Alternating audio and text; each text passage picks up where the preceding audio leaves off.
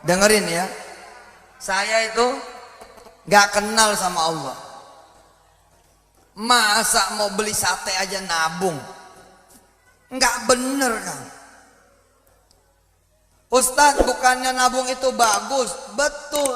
Tapi pada saat saya menabung, saya mikirnya begini, kalau saya nggak nabung, gimana bisa makan enak? Lah ini kan salah. Salah, jalan pikiran ini salah. Nggak bener. Perhatian, siapa yang melarang ikhtiar? Nggak ada yang melarang ikhtiar. Tapi kalau ikhtiar itu menjadi Tuhan, ikhtiar itu menyertakan kita menjadi ada lain selain Allah, maka ikhtiar kita itulah yang membuat tidak berhasil. Kenapa? Karena ikhtiar itu yang menghalangi. Oh, nilai saya mesti tinggi nih supaya bisa masuk kampus yang hebat.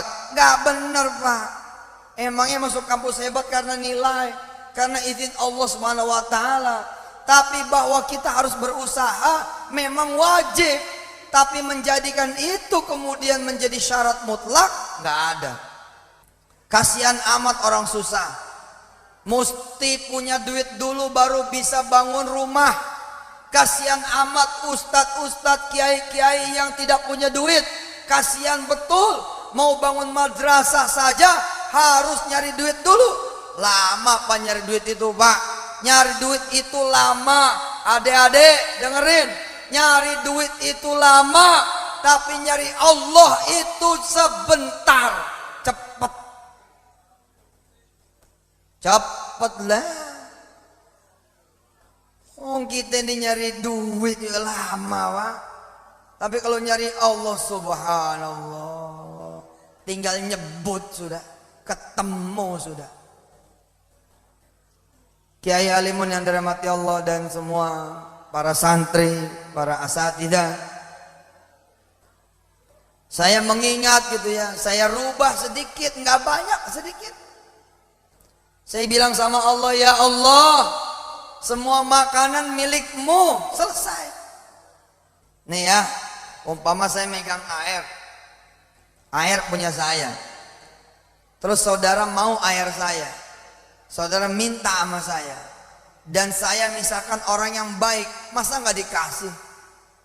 Nah, kita ini tahu semua milik Allah, semua milik Allah. Lillahi ma fis samawati wa ma fil ard. Semua milik Allah, semua milik Allah. Kalau emang semua milik Allah, kenapa nyarinya di sisi yang lain? Kenapa nyarinya di sisi yang lain? Kenapa nyarinya di sisi yang lain? Di jalan yang lain, tidak di jalan Allah. Ukurannya apa? Nih, lihatin. Orang bilang, saya ini harus bertani, saya ini harus kerja, saya ini harus dagang, saya ini harus berusaha, saya ini harus bisnis, saya ini harus mencari duit supaya saya bisa hidup. Boleh, bagus, boleh, bagus. Tapi kemudian ketika Allah ada, Allah hadir, Allah kemudian memanggil, kemudian kita tidak ikut panggilannya, disitulah kita baru tahu ternyata bahwa pekerjaan kita itu menghalangi Allah Subhanahu wa taala. Sederhana loh. Kalian anak santri-santri mau kemana coba? Mau ke Mesir. Wa inna misra misruka. Semua Mesir milikmu. Mau kemana lagi? Mau ke Madinah. Wa innal madinata madinatuka. Semua Madinah punya Allah, seluruhnya. Mau kemana? Mau ke Mekah. Wa inna makkata makkatuka. Semua Mekah punyamu ya Allah. Coba tanya orang-orang yang pengen pergi haji, apa yang saudara lakukan ketika saudara pengen pergi haji? Siapa Tuhan saudara semua? Kalau Tuhan saudara itu adalah duit, ya cari duit lah. Saudara udah tahu jawabannya, nyari duit itu lama. Udah ngumpul duit sudah, udah ngumpul duit nih, udah ngumpul duit saja. Saudara masih harus nunggu visa. Tapi lihat orang-orang yang mencari Allah Subhanahu wa taala.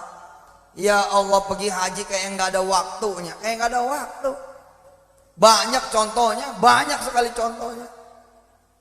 Banyak sekali contohnya. Misalkan Ananda Musa kemarin itu, terus Ananda Fajar Fajar umur 11 tahun. Ya udah pergi haji tuh. Udah pergi haji, bukan sendiri loh. Sama orang tuanya, sama gurunya, sama pendampingnya. Bayar? Enggak. Enggak. Ikutin. A'udzu billahi minasy syaithanir rajim. Ayo. Bismillahirrahmanirrahim. Li'ilafi Quraisy ilafihim rihlatasy syita'i was-shayf falyabudu rabb hadzal bait alladzi at'amahum min ju'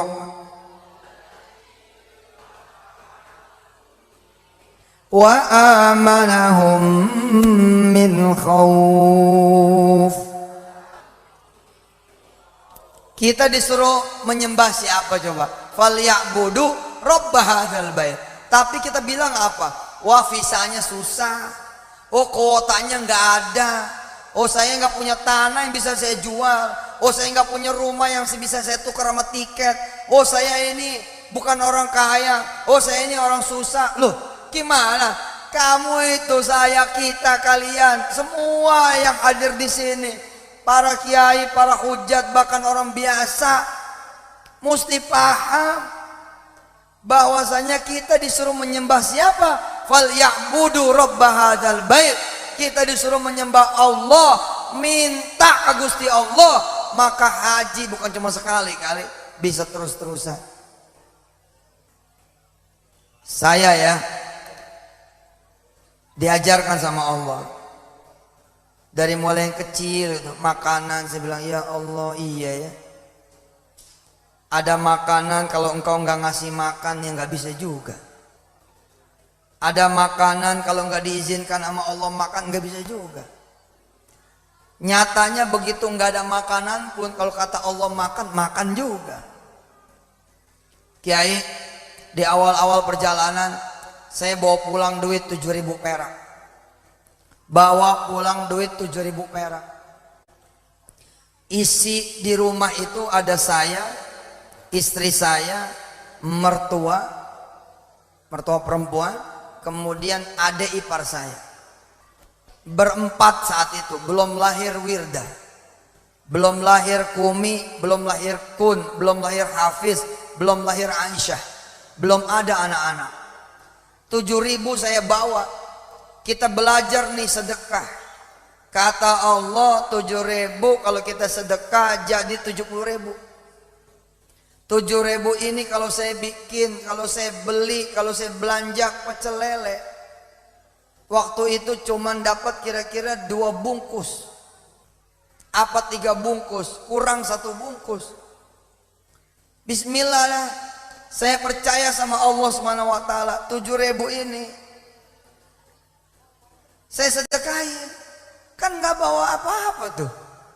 Nggak bawa apa-apa tuh. Tapi inilah Allah yang maha memberikan makanan. Begitu kemudian saya pulang, ya nyatanya ada makanan. Begitu saya pulang, datang tamu. Assalamualaikum Ustadz gitu. Waalaikumsalam. Lihat jam 9. Masuk. Si tamu bawa pecel lele, bawa ayam goreng, bawa yang lain-lain. Padahal saya sudah bilang sama istri, Dek, kakak kerja dari pagi sampai sore, bawa Allah, nggak bawa duit. Jangan khawatir. Udah kayak di buku lah. Kan dulu di buku tuh kayak mustahil itu loh. Yang begini nih kayaknya cuma cerita wali nih. Yang begini kayaknya cuma cerita dongeng gitu. Kan kita suka sering dengar dongeng kan, sering dengar kisah kan. Aku bawa Allah, kata si suami kepada si istri, atau kata si bapak kepada anak-anaknya. Bapak bawa Allah. Lah, kalau kemudian anak-anaknya atau istrinya melihat sang suami atau sang abah pulang bawa makanan tenang, kenapa pulang bawa Allah enggak tenang? Berarti kan masalah. Subhanallah, ibu bapak yang dirahmati Allah. Saya ngejajal sendiri ini. Saya kemudian jajal sendiri ilmu sederhana ini. Ilmu mengenal Allah begitu sederhananya. Sore menjelang maghrib saya bilang sama istri, insya Allah kita tetap makan malam. Nggak mungkin nggak makan. Kenapa? Karena Allah yang punya siang dan malam. Bagi Allah sama saja. Kita ada duit tidak ada duit sama. Wa huwal ladzi khalaqal laila wan nahara wasyamsa wal qamara kullun fi falakin yasbahun. Subhanallah Pak, saya bilang sama istri enggak meleset, saya bilang sama mertua enggak meleset, mereka juga enggak ngomong apa-apa, mereka cuma bilang enggak apa-apa sih, enggak makan malam juga enggak masalah. Ya apalagi hari ini orang-orang malah bilang makan malam yang enggak bisa, makan malam yang enggak boleh, makan malam yang enggak bagus, apalagi. Tapi Allah tuh betul.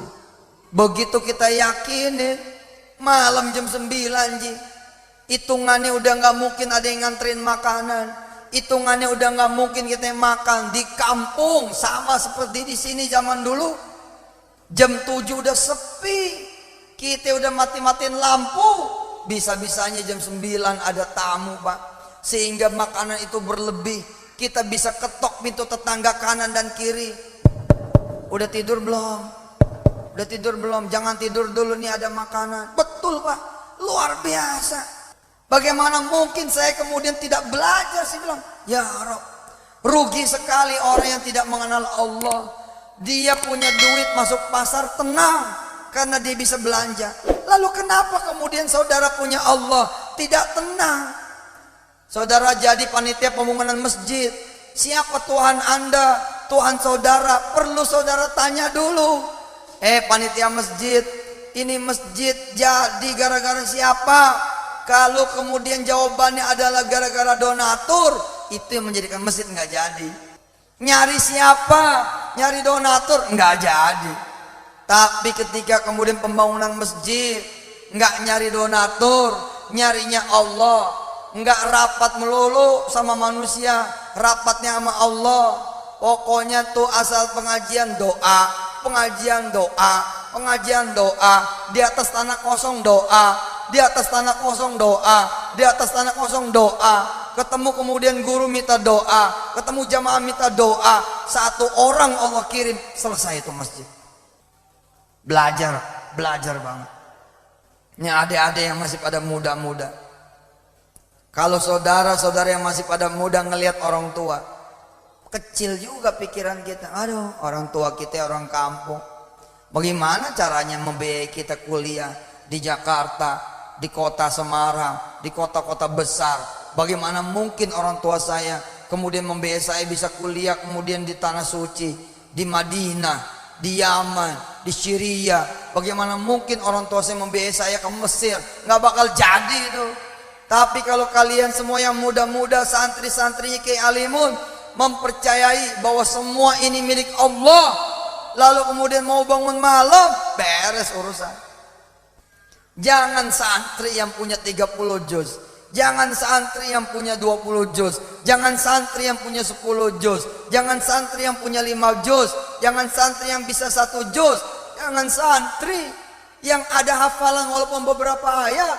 Saya mengenal orang yang bukan penghafal Quran, tapi Tuhannya Allah. Tahun 96 dia bilang sama orang tuanya, tahun 94 dia bilang sama orang tuanya, 94 bukan di Jakarta, bukan di Semarang, bukan di Demak, bukan di Pulau Jawa, tapi di Makassar, di Indonesia bagian timur. Itu pun bukan di kota Makassar, melainkan 600 kilo dari kota Makassar, tahun 94. Kayak apa coba? Tahun 94 ada seorang anak pelajar kelas 1 SMA, bukan pesantren, kenal Allah cuman sedikit tapi mantep.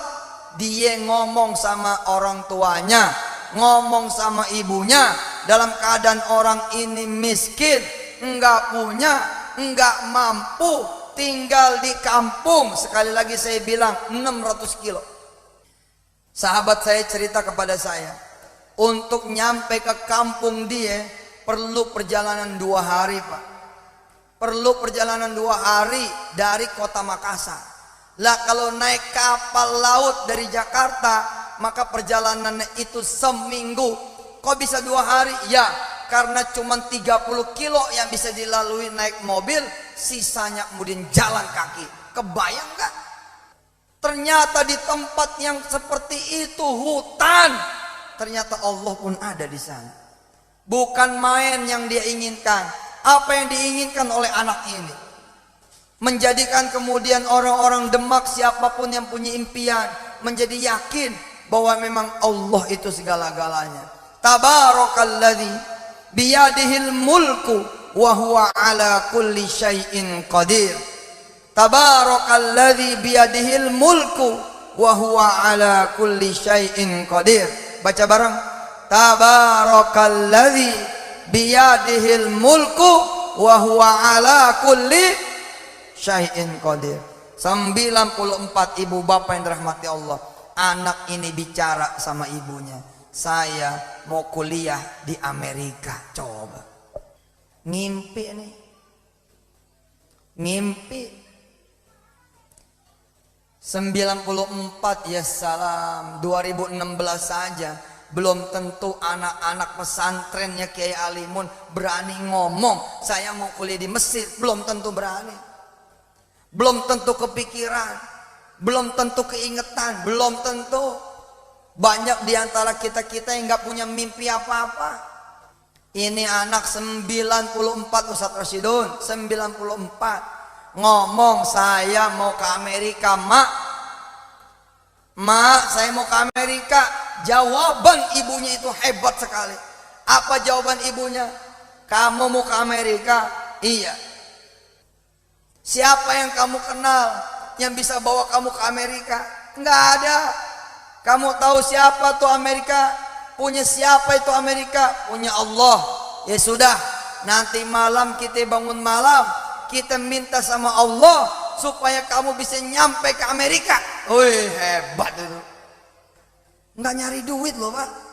Enggak ikhtiar loh, Pak. Kalaupun harus nyari duit, kayak apa sih tangannya? Kayak apa kakinya? Kayak apa ikhtiarnya? Orang di kampung kok. 600 kilo itu jauh loh, Pak. Demak Batang itu berapa kilo dari sini?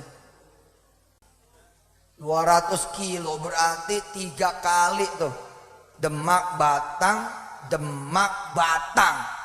600 kilo loh. Bukan main itu. Anak ini kemudian sholat malam, Pak. Sholat malam. 94, 95, 96. Lulus SMA.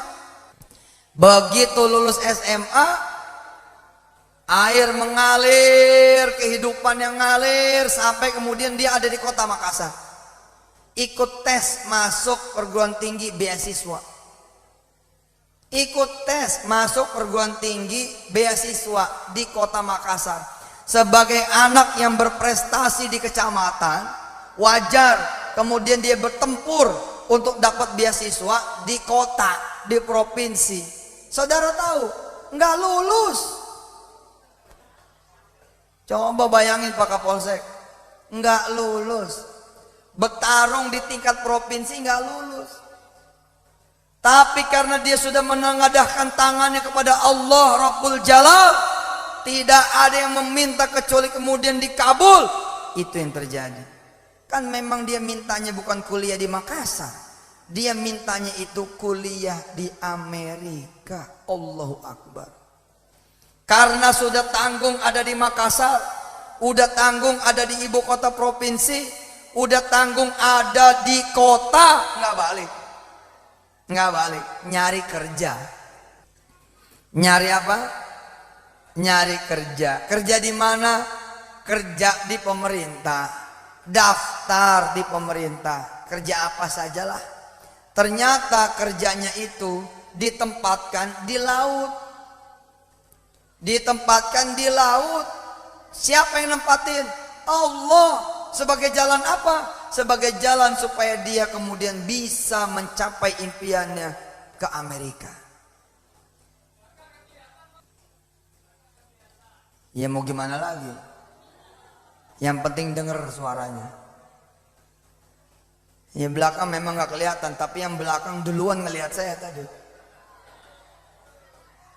Yang belakang memang tidak ngelihat saya sekarang, tapi yang belakang tadi duluan ngelihat saya. Sebelum saya datang yang belakang dulu yang ngelihat. Alhamdulillah. Saudara, ternyata orang ini ada di pantai.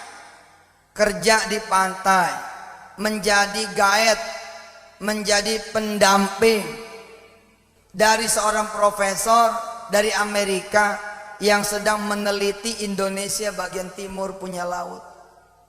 Lihat, kalau kita Tuhannya Allah, jalan pasti akan diberikan. 6 bulan menjadi asisten profesor, Allahu Akbar, diajak pulang ke negerinya. Kamu mau ikut saya ke Amerika? Subhanallah. Saudara lihat, ikut tes untuk kuliah di kota Makassar nggak lulus, tapi ke Amerika tembus. Lah saya ketemu dia itu bukan di Amerika, saya ketemu dia Kiai di Jepang. Saya tanya sama dia, loh sekarang kamu ada di Jepang, gimana ceritanya? Ngambil bukan sembarang ngambil, kuliah bukan sembarang kuliah, jurusannya juga bukan sembarang jurusan, jurusannya nuklir. Oh nuklir, nuklir serem ini. Tapi buat Allah apa sih nuklir? Kecil lah itu, kecil sudah. Allahu Akbar Pak. Dia bilang begini, Ustadz, saya itu nyampe ke Amerika tetap sholat malam. Amerika kemudian saya berangkat ke London, Inggris. Dari Inggris kemudian S3-nya di Jepang. Sekarang ngambil postdoc pasca doktoral. Jadi S3 selesai, postdoc pasca doktoral. Sekaligus ngajar di Hokkaido University. Gila kan ini?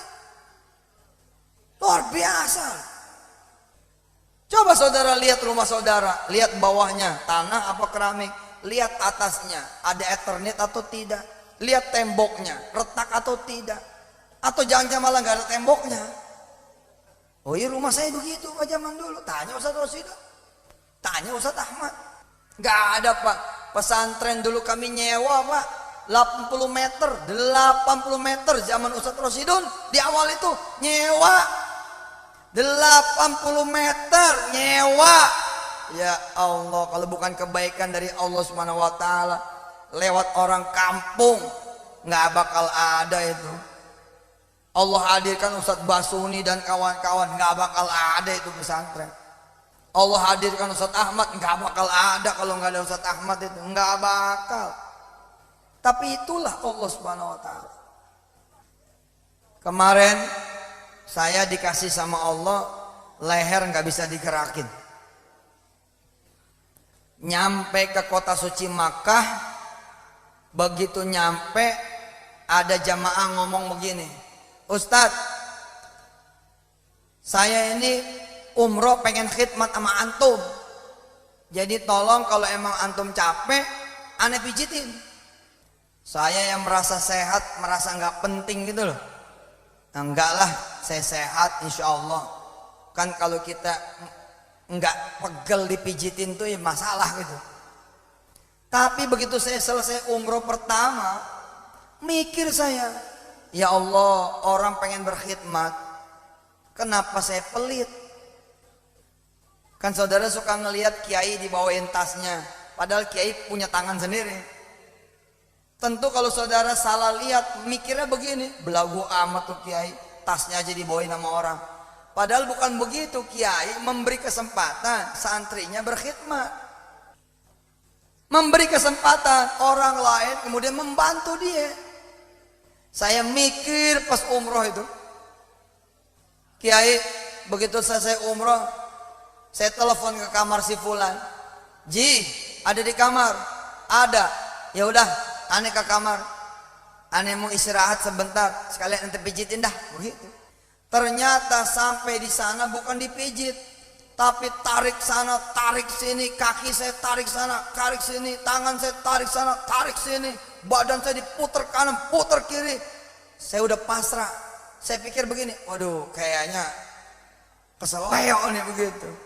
Alhamdulillah, rupanya karena mikirnya keseleo beneran. Akhirnya saya nggak bisa bergerak, Pak. Nggak bisa bergerak. Dari kamar itu saya digendong masuk kamar saya. Jadi gara-gara dipijit itu Kiai, subhanallah, saya minta sama Allah hikmahnya. Saya bilang, ya Rob, apa ini hikmahnya? Wong saya masuk ke Makkah ini sehat, sampai sini kok saya malah gak bisa jalan ini. Ya Rob, kalau emang ini dosa saya minta diampunin ya Allah. Nangis saya, Pak, nangis, betul nangis. Saya bilang, azab apa nih ya Rob? Mikirnya kan begitu kita. Mikirnya ini dosa apa saya?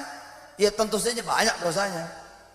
Tapi rupanya Allah mengunci leher saya.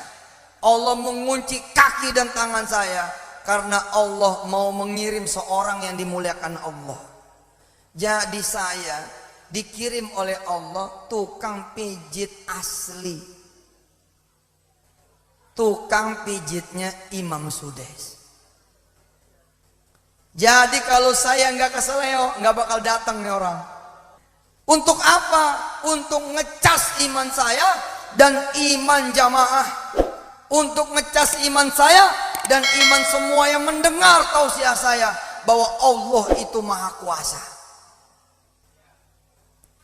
Adik saya ini yang belakang kemudian saya dekat sama beliau, didatangkan sama jamaah yang lain. Ustadz, ini ada tukang pijit beneran. Ilmunya sih kayaknya nggak ada, tapi kalau antum dipegang sama dia, insya Allah orang ini karomahnya banyak. Begitu. Saya bilang, coba dah datang Pak. Anaknya masih muda, saya pikir udah tua, masih muda. Itu ya sepanjang dia megang saya, dia cerita, bercucuran air mata. Saya rekam ceritanya, merinding saya, Pak, merinding. Dia bilang sejak SMP dia pengen belajar di Mekah. Sejak SMP. Orang tua kanan kiri bukan ustadz, bukan ustazah. Di kampung, satu kampung kata dia, nggak ada ustadz, satu kampung. Kok bisa tiba-tiba anak ini bilang, saya pengen sekolah di Mekah. Saudara tahu, nggak ada jalan yang membuat dia bisa ke Mekah. Contoh, kalian para santri pesantren Al-Qadiriyah ini, Kiai Alimun, ada jalan. Musakikil Quran, ada jalan.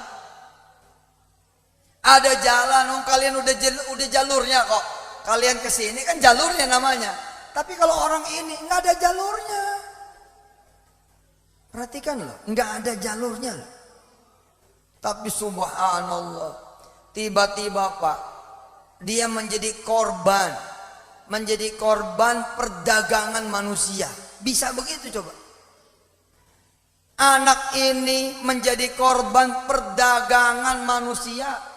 Dalam keadaan gelap, nggak ngerti dibawa kemana. Tiba-tiba dia buka mata, ada di Riyadh. Ada di Riyadh. Sampai Riyadh dilempar ke Jeddah. Dia bilang, saya ketemu orang serem-serem. Sudah kayak budak, dia bilang. Udah kayak budak. Nggak pakai baju, pakai celana pendek. Kalau udah kena duduk 3 hari, nggak boleh bangun. Cuman dikasih waktu sholat doang, makan secukupnya. Dia bilang 3 hari. Tapi begitu dia sadar melek Riyadh, melek Jeddah, dia mikir begini, ya Allah, apa ini cara engkau mengabulkan doa saya? Saya pengen sekolah di Mekah. Ini jalur aneh nih. Jalur aneh bos. Ente mau sekolah di Mekah, mau jalur begini? Belum tentu kuat juga. Jangan-jangan bisa bunuh diri itu. Wong salah dikit digebukin, salah dikit dipenjara, salah dikit kemudian dibuang. Ketika dia menyadari jangan-jangan ini adalah cara Allah, apa yang terjadi ibu bapak yang dirahmati Allah, dia terusin berdoa di situ. Alhamdulillah kemudian dari Jeddah dibawa ke Mekah menjadi tukang bangunan di Masjidil Haram. Dia bingung, dia bilang, saya ini ya Allah mau kuliah, mau sekolah di Mekah, bukan pengen jadi tukang bangunan. Nah di situ dia bilang, dia kerja dekat kantor Sudes. Dia kerja dekat kantor Imam Sudes. Setiap Imam Sudes lewat dia berdoa, Imam Sudes lewat dia berdoa, Imam Sudes doa dia lewat dia berdoa, sampai kemudian dikasih karomah tuh. Ada saat dimana Imam Sudes kecetir. Ada saat dimana Imam Sudes butuh bantuan. Maaf Pak, orang Indonesia itu dikenal di sono tukang urut. Orang Indonesia itu dikenal bisa ngurut. Tanpa mandang orangnya yang mana, tiba-tiba ada orang Indonesia satu. Tapi orang Indonesia yang satu ini wazadahu basqatan fil ilmi wal jismi, selesai. Ditambah sama Allah seperti Tolut, orangnya kurus, cengkring, cungkring, tapi kemudian karena dijadikan raja oleh Allah, wazadahu basqatan fil ilmi wal jism. Tolut kemudian dikasih sama Allah tambahan ilmu dan tambahan fisik sehingga dia menjadi malika, menjadi raja. Nah anak ini Pak, tiba-tiba kemudian diantar aja ke Sudes. Ini anak ini bisa mijit. Dia bingung, saya bisa mijit dari mana? Tapi karena dia pengen nyentuh kulit imam, dia bismillah. Bismillah. Dia bilang saya sudah melewati perjalanan serem, perjalanan susah. Ini tinggal deket lagi sama imam. Bismillah dia bilang. Udah modalnya kayak hadis begitu, baca Fatihah doang begitu. Sembuh Kiai. Imam sudah sembuh. Begitu sembuh ditanya, bisa nyetir enggak? Enggak. Ya sudah kalau enggak belajar nyetir kamu, belajar nyetir. Belajar nyetir jadi kemudian supirnya Sudes 2 tahun. Tapi kata dia, Sudes ini aneh. Setiap kali dia disuruh, bukan disuruh ngepel, bukan disuruh nyapu, bukan disuruh mijitin, bukan disuruh nyetir, disuruh apa coba? Kamu pergi ke haram, kamu belajar Quran di sono. Ya Rabb, lihat bagaimana Allah mengatur. Orang miskin kalau ngatur sendiri duitnya nggak bakal cukup. Ini duit 20 juta, oh yang ini buat ini, buat ini, buat ngatur sendiri nggak bakal cukup. Tapi kalau orang miskin bilang sama Allah, ini ada duit 20 juta, saya serahkan kepadamu ya Allah. Jadi masjid, jadi pesantren, jadi makanan, jadi minuman, jadi jembatan, jadi batu, jadi macam-macam sedekah. Udah terserah engkau, atur aja ya Allah, maka Allah akan aturkan. Lihat hamba Allah yang satu ini diaturin sama Allah. 2 tahun belajar Quran di haram jadi hafiz. Ngadep lagi sama Sudes. Ya Imam, saya pengen kuliah di Ummul Qura. Imam Sudes ketawa. Kamu ini gimana caranya ya bisa masuk kuliah? Maaf Pak, yang masuk kuliah itu kan sorry yang punya ijazah, betul? Betul? Tapi kata siapa? Syarat itu dari siapa? Allah biduni syurut, Allah bidun syartin. Allah itu tanpa syarat. Kenapa? La ilaha illallah wahda la syarikalah, lahul mulk wa lahul hamd, yuhyi wa yumitu wa huwa ala kulli syai'in qadir. Anak ini memang tidak punya ijazah, tapi anak ini punya Allah. Hebat, Pak. Mana yang lebih hebat? Ijazah sama Allah. Nggak ada urusan ijazah kertas ya. Imam Sudes ketawa, diambil kertas, mending gede, mending resmi, mending diketik, mending kemudian ya di komputer. Enggak, kertas kecil, cuman ditulis sama dia. Yang bawa surat ini, yang bawa tulisan ini anak saya. Cuman begitu ngomongnya. Alladzi yahmilu hadhihi risalah ibni, dia bilang. Yang bawa surat potongan kit'ah min risalah ini ibni, anakku, kata Sudes. Apa kata Sudes, Imam Sudes hafizahullah taala? Nah, begitu kira-kira bahasa Indonesianya. Kamu bawa ini ke rektornya Ummul Qura. Gila nggak tuh? Coba bayangin Kiai, saya Yusuf Mansur punya ijazah nomor 1, bukan semadrasah, 20 madrasah saya nomor 1, Pak. Izin Allah walillahil hamd. Tapi saya yang sejak kelas 2 aliyah sudah ditakdirkan punya tulisan bakal masuk beasiswa ke Malaysia. Kemudian kelas 3 aliyah ditasbih juga oleh kementerian bakal masuk Mesir tanpa tes. Bisa-bisanya nggak masuk. Saya ya putra kiai, kakek saya kiai, buyut saya ya kiai. Yo Mesir ada treknya. Keluarga saya di sono ya banyak, ada. Tapi kalau kata Allah enggak. Buktinya apa coba? Teman-teman saya Irfan Salim udah berangkat, yang lain udah berangkat, ada ujian ini, kok saya belum gitu. Sampai kemudian akhirnya saya ngadep kepala sekolah, saya ngadep mudirul ma'ad, mudirul madrasah. Saya tanya sama Mustafa Zain, kepala sekolah saat itu almarhum. Assalamualaikum Ustaz. Waalaikumsalam. Masuk Yusuf, masuk. Duduk saya. Saya nanya, Pak Ustaz, berkas saya sampai mana? Kok yang lain sudah psikotes, sudah tes kesehatan, sebagian sudah masuk ke kutab, kok saya belum dipanggil ya? Tiba-tiba Mustafa Zain ngomong begini, Kiai, astagfirullah, berkas kamu masih ada di lemari saya. Coba bayangin itu, bagaimana kalau Allah sudah bekerja. Dulu saya nyeselnya minta ampun, tapi saya mikir lagi gitu sekarang. Iya bener, kalau saya dulu jadi kuliah di Mesir, lain juga ceritanya. Nggak bakal saya bisa ada di Demak ini. Allahu Akbar. Lihat ya perjalanan anak ini, seru. Dikit lagi selesai ini tausiah. Ibu bapak yang dirahmati Allah, Allah karim, antallah, la ilaha illallah, al-ahadus samad, lam yalid walam yulad, walam yakul lahu kufuwan ahad. Anak ini Pak dengan seragam biru-biru kan, kalau di ijo-ijo, kalau di tanah suci kan ijo-ijo tuh. Celana ngatung segini, pakai peci dongak, baju-baju pegawai, tiba-tiba bawa surat. Masuk ke kantor Ummul Qura. Ini universitas yang sudah melahirkan diantaranya Said Agil Sirat sampai S3. Ketua PBNU itu S3-nya di sono, di Ummul Qura.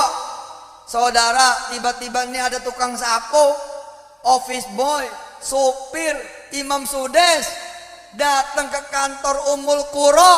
Kira-kira UI-nya begitu atau Undip-nya begitu? Datang nih, begitu datang dilarang sama satpam. Kamu siapa ini? Kok masuk sini? Gitu. Dia keluarkan kertas, dikasih ke satpam si Ummul Qura itu. Afwan ya Syekhna, hadir risalah min Imam Sudes. Kasih, lihat, bergetar Pak. Bergetar si satpam ini, kata si tukang pijit saya ini. Bergetar sambil dipijit. Saya diceritain, bergetar Ustadz satpam ini. Apa kata dia? Nggak bisa, kamu tetap nggak boleh masuk. Kirain udah ada surat, boleh masuk. Nggak bisa, kamu nggak boleh masuk. Tunggu sebentar. Si satpam ngebrit masuk ke dalam. Ngapain coba? Anak ini disemprot minyak wangi. Jadi rupanya anak ini bau. Nggak bisa temu sama rektor jamiah dalam keadaan seperti itu. Jadi si satpam lari ke dalam ngambil minyak wangi. Anak ini disemprot, serot. Sudah, kamu masuk sono. Masuklah dia ke sana. Akhirnya kemudian rektor langsung melihat dan langsung dibilang, anta ibna Sudais, al-an anta ibni Aidan. Ente anaknya Sudais, sekarang ente juga anak aneh, kata rektor. Allahu Akbar. La ilaha illallah Muhammadur Rasul. Luar biasa ini. Luar biasa. Ayo. Orang miskin kalau ikut aturan umum, mau bangun rumah, yo mesti ada duit. Kalau nggak ada duit, mesti ngutang. Ngutang ke tukang besi lah, ngutang tukang kayu lah. Makanya jangan pakai aturan manusia, pakailah aturannya Allah. A'udzu billahi minasyaitonir rajim. Ayo, ikutin. A'udzu billahi minasyaitonir rajim. Bismillahirrahmanirrahim. Tabarakalladzi nazzala al-furqana 'ala 'abdihi liyakuna lil'alamin nadhira. Saudara punya duit bisa bangun rumah, punya duit bisa pergi haji, punya duit bisa nikah, punya duit bisa resepsi, punya duit bisa berangkat ke Mekah Madinah, punya duit bisa kuliah. Biasa, tidak liyakuna lil'alamin nadhira. Kalau pengen liyakuna lil alamin nadhira, mesti nurunin yang namanya tabarakalladzi nazzala al-furqana. Mesti ada al-furqan. Kalau sudah ada itu Al-Qur'an, al-furqan yakni Al-Qur'an, kama huwa adz-dzikr, dia wa dzikra lil muttaqin. Insyaallah mudah-mudahan bakal nabrak semua aturannya manusia. Belum waktunya kerja malah punya perusahaan. Orang lain pada nggak panen. Orang lain pada panen situ nggak punya tanah, nggak punya sawah, tapi orang yang pada panen ngasih ke situ. Itu aturannya nabrak udah. Insya Allah. Mandul kanan kiri, mandul. Suami mandul, istri mandul.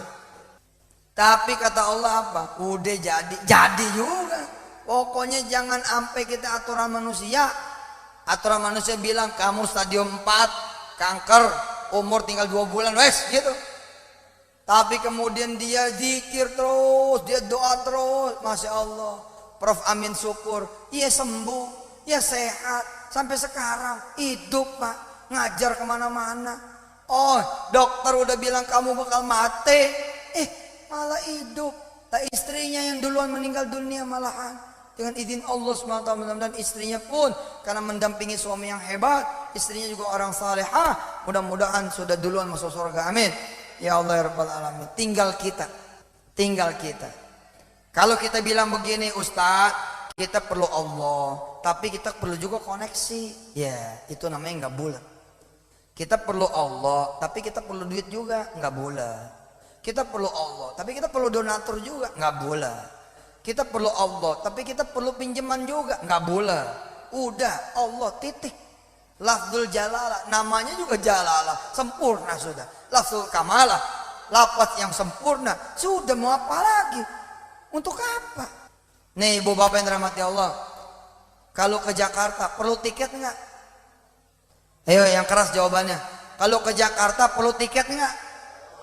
Kata siapa? Nggak perlu Pak. Saya nggak pernah lihat tiket saya Pak. Loh bener sumpah Pak. Saya kesini ini nggak pernah lihat tiket saya. Pokoknya naik aja begitu. Nggak pernah check in juga, nggak pernah store muka juga, enggak. Oh itu kan Ustadz, bos. Dulu juga sama. Saya juga sama dulu mah kayak begini juga, nyari juga Allah.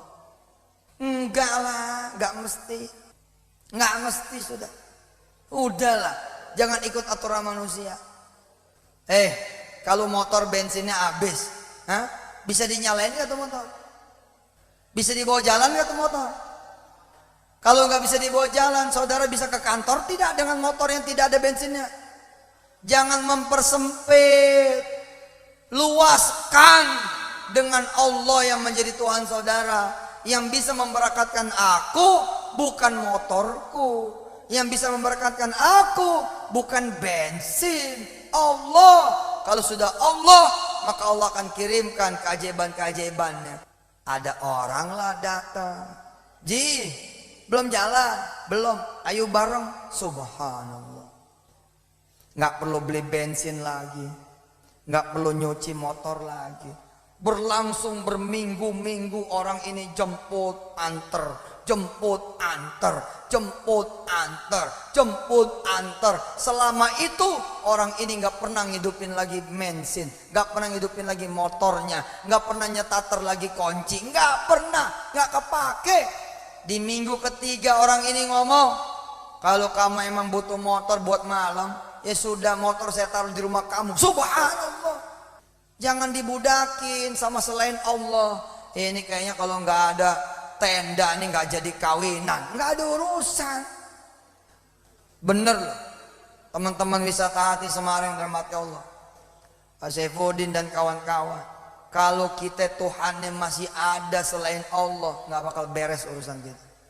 Nggak bakal beres. Sudahlah, percaya omongan. Nggak bakal beres. Kita bakal beres semua urusan kalau Tuhan kita adalah Allah.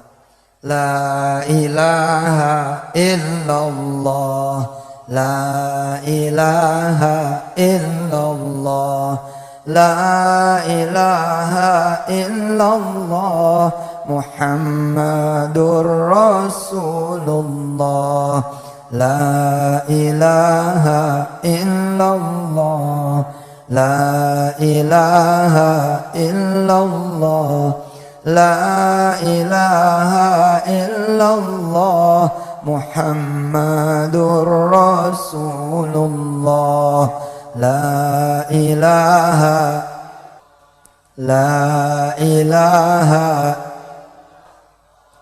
la ilaha illallah, Muhammadur Rasulullah. Al-Fatihah.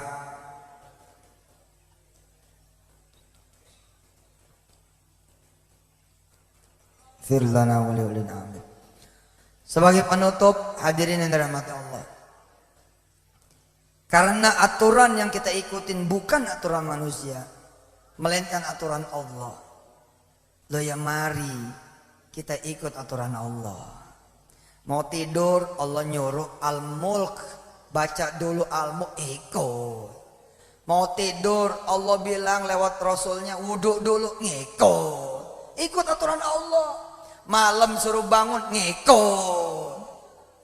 Subuh disuruh kemudian sholat, ikut. Pagi doa, ikut. Zuhur ikut. Asar ikut. Maghrib ikut. Isya ikut. Disuruh jangan berzina, ikut. Disuruh jangan berbohong, ikut. Ikut aturan Allah sebanyak semampu yang kita bisa. Paham? Kita sedang tidak ikut aturan Allah. Lihat, untuk saudara kuliah di UI harusnya kan SD, SMP, SMA. Habis itu ikut SMPTN. Betul? Habis itu kemudian si penmaruh kalau zaman kita dulu, kemudian kuliahlah di UI. Tapi itu aturan manusia. Saudara bisa saja tidak sekolah sama sekali, blas nggak sekolah. Tapi kalau saudara Tuhannya Allah, bisa jadi saudaralah yang mengangkat rektor UI. Saudara yang mengangkat rektor Undi. Gimana? Gak sekolah kok bisa ngangkat rektor UI? So Allah menjadikan saudara menteri. Loh ya, menteri mesti sekolah, kata siapa? Lah kalau Presiden Yusuf Mansur, kita akan bikin peraturan baru. Sudah, yang penting bisa. Loh buktinya bisa. Menteri Susi bisa juga jadi menteri. Betul tidak? Orang pada ngecilin, ngeremehin, ngelemahin dan segala macam, terus jalan. Oh yang punya presiden kok, presiden udah dia yang jadi menteri, jadi Pak. Besok ini kalau kata Allah jadi enggak sudah. Itu aturannya harus aturan Allah. Lah karena aturannya Allah ikut. Disuruh pakai jilbab pakai. Disuruh nutup aurat nutup. Besok nih disuruh puasa wajib Ramadan puasa. Sampai ikut aturan siapa? Ikut aturan manusia sono. Tapi suruh ikut aturan Allah. Oh subhanallah. Tentu Allah pun sangat bijaksana. Allah bilang ikutlah juga aturan manusia. Sepanjang aturan manusia itu tidak menyalahi aturanku. Allahumma salli wa sallim wa barik ala Sayyidina Muhammad wa ala ali Sayyidina Muhammad.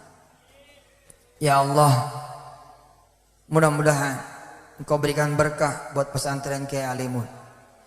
Engkau berikan keberkahan buat semua pesantren di Demak dan di semua daerah di seluruh tanah air dan di duniamu ya Allah. Berikan berkahmu ya Allah buat kami-kami ini, hamba-hambamu ya Allah.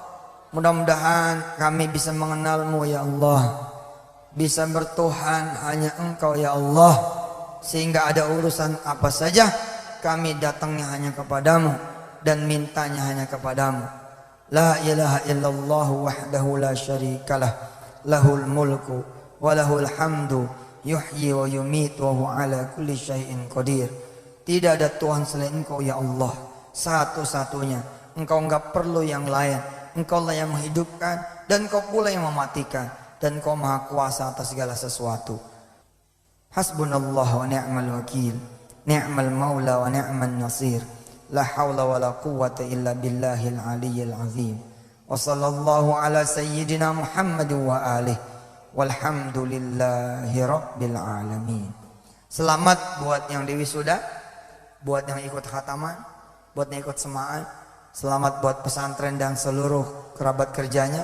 Jazakumullah ahsanal jazaa. Sampai ketemu lagi. Hadanallahu iyyakum ajma'in. Tsumma assalamu alaikum warahmatullahi wabarakatuh.